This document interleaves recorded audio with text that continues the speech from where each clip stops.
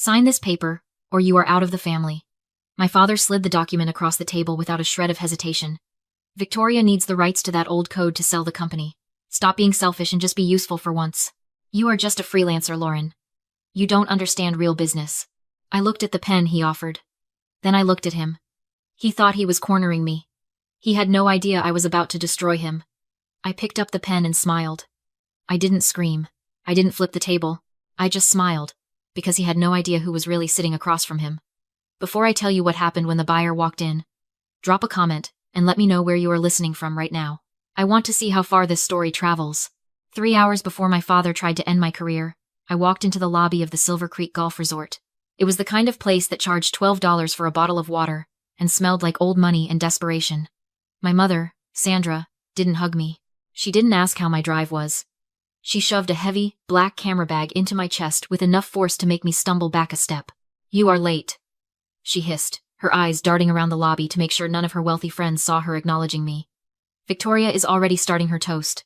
Get in there and make yourself useful. And please, Lauren, try not to eat the hors d'oeuvres. We are paying per head, and you are here to work, not to socialize. My name is Lauren. I am 28 years old. To the financial world, I am the founder of a logistics empire that moves freight across 3 continents. To the IRS, I am a high net worth individual in the top tax bracket. But in this room, to the people who share my DNA, I am just the failure, the freelancer, the spare part they keep around to save costs on a photographer." I took the bag. I didn't argue. I didn't tell her that my hourly consulting rate was higher than the cost of this entire venue. I just walked into the ballroom and raised the camera to my eye. There she was, Victoria, my older sister. She was standing on a raised platform, glowing, not from love, but from greed. She was holding court with a glass of champagne in one hand and a diamond ring that cost more than my first car in the other. She was telling anyone who would listen about the sale. "Titan Ventures," she bragged, her voice carrying over the string quartet. "They are buying us out for $18,500,000. Cash. It is a done deal. We are just waiting on the ink to dry." She looked radiant. She looked triumphant. She had no idea that Titan Ventures was a holding company I registered in Delaware 6 months ago. She had no idea she was bragging about selling her company to the sister she forced to fetch her drinks. I snapped a photo. Flash. Victoria laughing. Flash. Michael, my father, shaking hands with investors, looking like the proud patriarch of a business he ran into the ground. Flash. Sandra scolding a waiter for not filling her glass fast enough. They think invisibility is a curse. It hurts, sure. Standing there while your own mother treats you like a servant stings in a way that never really calluses over. But they don't realize that invisibility is a tactical advantage. When you are nothing to them, they say everything in front of you. They don't lower their voices for the photographer. They don't hide their secrets from the help. Through my lens, I wasn't just capturing smiles. I was documenting evidence. Every expensive bottle of wine, every designer dress, every boast about money they didn't actually have. I was matching their lifestyle against the tax records I had already pulled. They thought I was hiding in the background because I was ashamed. They didn't know that invisibility isn't a prison. It is a blind for the hunter. And I was hunting. The party grew louder as the champagne flowed. The string quartet had switched to something upbeat, but the tension in the room was thicker than the humidity. I was refilling the ice bucket at a side table when Victoria approached. She didn't thank me. She didn't offer me a glass. She leaned in close, her breath smelling of expensive brute, and smiled. "You look ridiculous in that outfit," she said, flicking the strap of my camera bag. "But at least you are finally contributing something. It is about time you started pulling your weight." I didn't flinch. I just adjusted my lens. "Just doing my job, Victoria. Congratulations on the sale. 18 million is impressive," she scoffed, glancing over her shoulder to make sure no one important was listening. Then she leaned in closer, dropping her voice to a conspiratorial whisper. "Impressive? It is a miracle. Those idiots at Titan Ventures didn't even blink at the user metrics." My heart hammered against my ribs, but I kept my face blank. "User metrics? Inflated," she bragged, taking a sip of her drink. "We bought 50,000 bot accounts last month to pump the numbers. Revenue is projected based on contracts that don't even exist yet. But Titan? They just saw the growth chart and opened their checkbook. They are buying a shell, Lauren. A pretty, shiny shell." I feigned subservience, grabbing a napkin to wipe a non-existent spill on the small marble cocktail table between us. As I did, I slid my phone out of my pocket and placed it face down on the cool stone surface. The voice memo app was already running. the red waveform pulsing with every word she spoke. I wasn't just listening. I was ensuring the microphone had a direct line to her arrogance. Is that safe? I asked, playing the naive little sister. Michael joined us then, clapping a hand on Victoria's shoulder. His face was flushed, his tie loosened. Safe? It is brilliant. We take the cash, pay off the personal debts, and we are on a plane to the Caymans before they even realize the user base is a ghost town. Let Titan deal with the fallout. We will be retired. They laughed.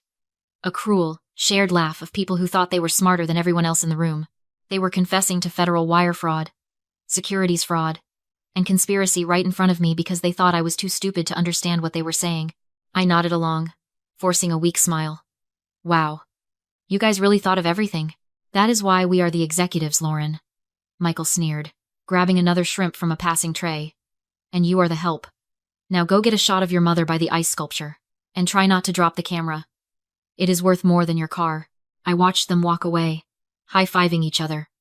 I looked down at my phone on the table. The recording was still running.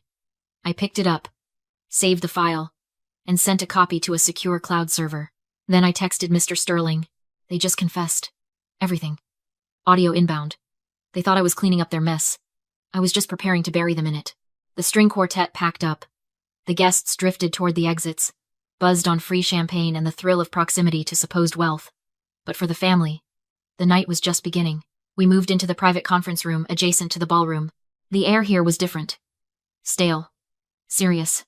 I stood in the corner, camera bag at my feet, invisible again. Michael was loosening his tie, his face flushed with anticipation. Victoria was reapplying her lipstick, checking her reflection in her phone screen. They looked like predators who had just cornered a wounded animal. They thought they were about to feast. Then the door opened, and the temperature in the room seemed to drop 10 degrees. Enter Arthur Sterling. I had hired Sterling because he was the kind of lawyer who didn't just know the law. He weaponized it.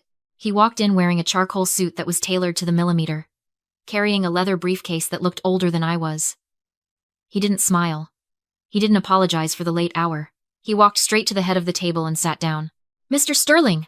Michael boomed, extending a hand across the table. A pleasure to finally meet the man behind the money. Titan Ventures has made a very wise decision. Sterling didn't take the hand. He didn't even look at it. He opened his briefcase, the snap of the latches echoing like gunshots in the quiet room. He pulled out a single, thick document and slid it across the mahogany surface. "Let us skip the theatrics," Sterling said, his voice a low, gravelly baritone. "My client wants this deal closed tonight. But before we proceed, there are formalities." Victoria laughed, a nervous, tinkling sound. "Formalities? We have sent over the pitch deck. The user growth is exponential. You have seen the charts." Sterling looked up. His eyes were cold, gray flint. "I have seen the charts. I am not interested in charts. I am interested in liability."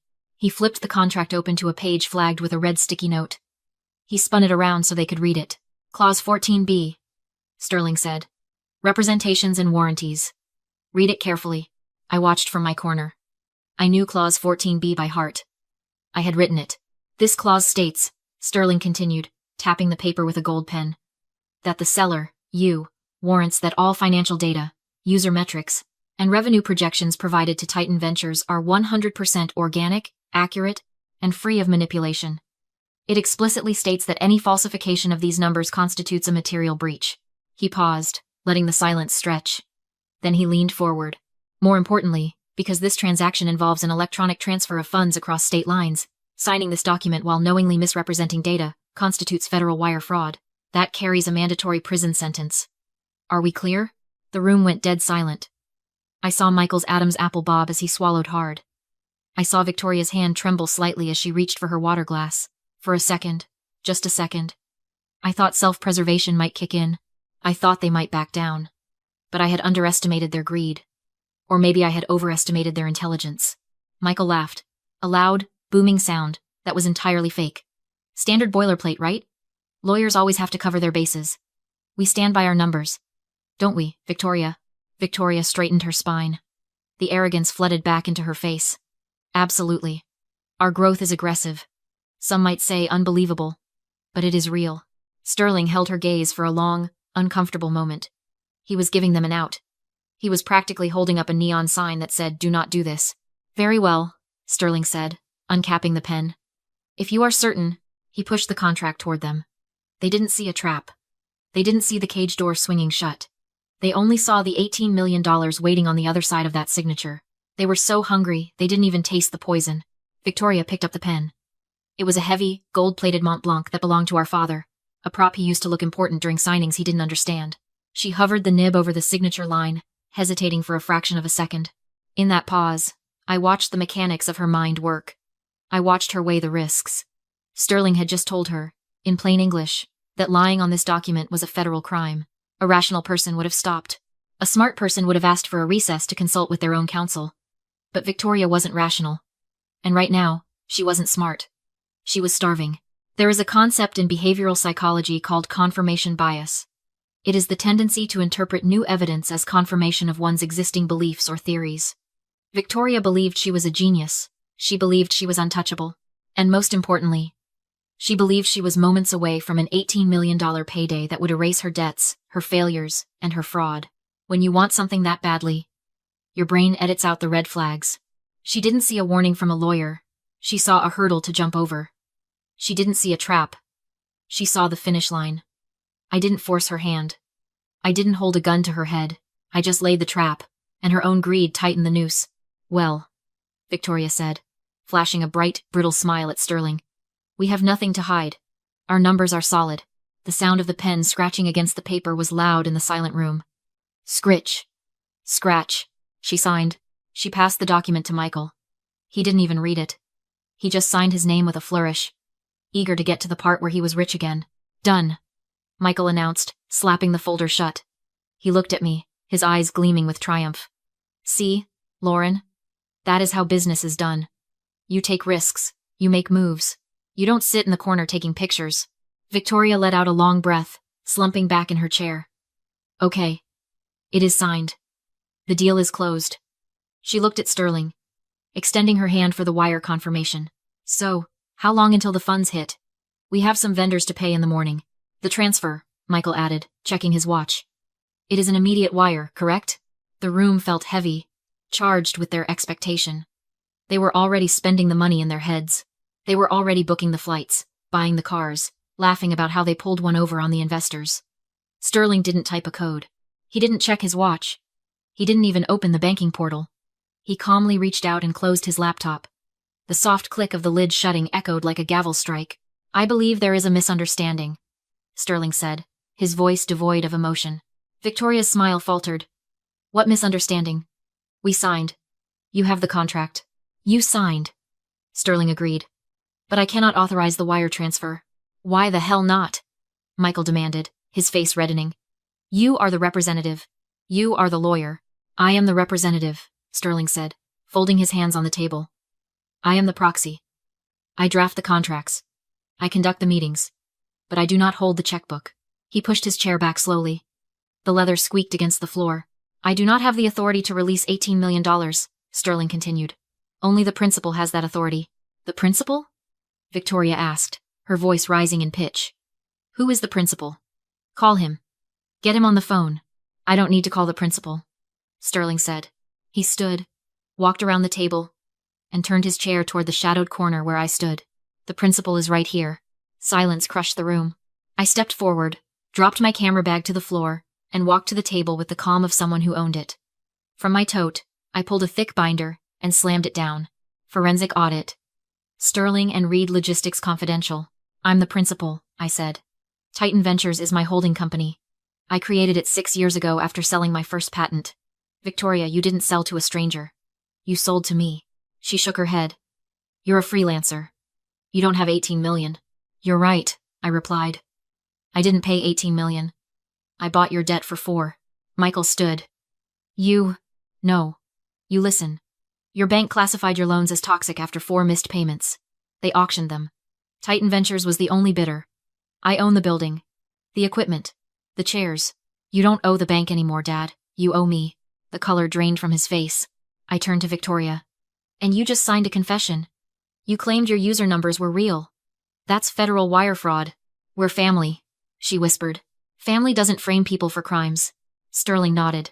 The audit's done, I said. The debt is called. Michael lunged for the contract. Victoria tried to tear it. I wouldn't, I warned calmly. Destruction of evidence is another felony. Sterling walked to the window and yanked the cord. Floodlights poured in. The doors burst open. FBI. Hands up. Agents flooded the room. I didn't just buy your debt, I told my father. 3 months ago, I filed whistleblower reports with the SEC and FBI. Handcuffs snapped around Victoria's wrists. This was a sting, I said. The moment you signed, that was the crime. Michael stared at me. You set us up. I didn't, I replied. I just turned on the lights. You chose to steal in the dark. They were escorted out. It's done, Sterling said. Yes, I answered. Outside, I walked to my matte black sedan, slid inside, and watched the flashing lights fade across the hood. Michael lost everything tonight because he bet on a lie instead of the truth. I opened my contacts. Dad. Mom. Victoria. Delete. Not anger. Clean up. The engine purred as I pulled onto the highway. For the first time, I wasn't driving toward their approval, or away from their rejection. I was just driving home. Sometimes the best revenge isn't screaming. It's becoming the one who signs the checks.